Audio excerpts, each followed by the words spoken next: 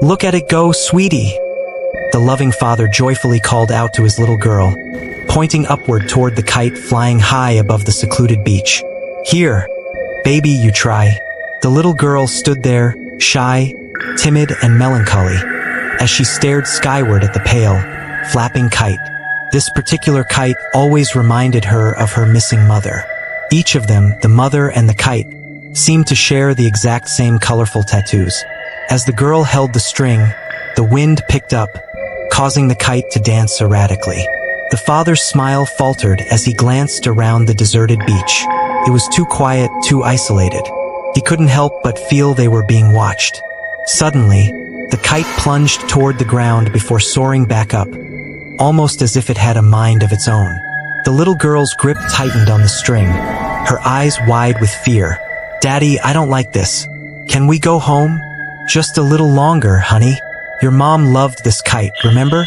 She always said it made her feel free. He replied, though his voice wavered.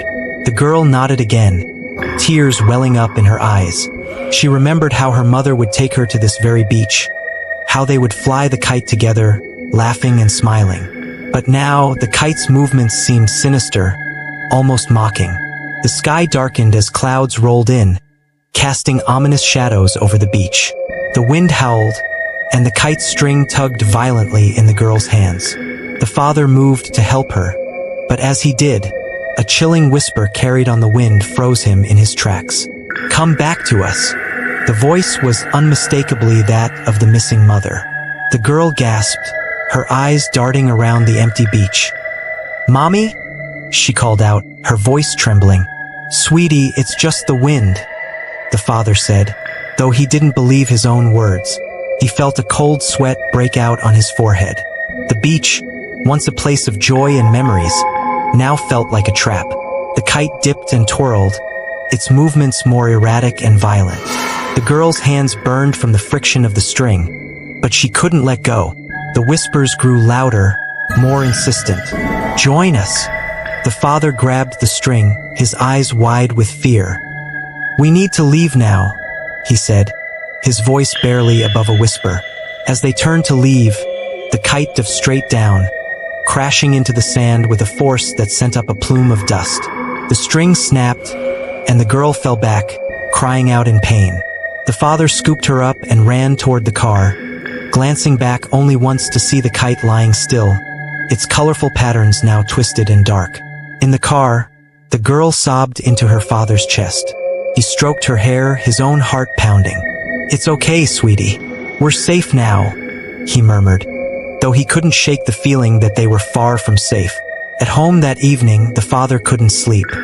He kept replaying the events at the beach in his mind, the whispers echoing in his ears. He got up and went to his daughter's room, finding her awake, clutching a photo of her mother. Daddy, why did Mommy leave? She asked, her voice small and fearful. I don't know, sweetie, he replied, tears in his eyes. But I promise we'll find out. Determined, the father began researching the beach and its history, discovering old legends about spirits trapped in the area. He found a faded newspaper article about a woman who went missing there years ago, and his blood ran cold when he saw the photo. It was his wife. Realizing the kite was a message, a cry for help, he knew he had to go back.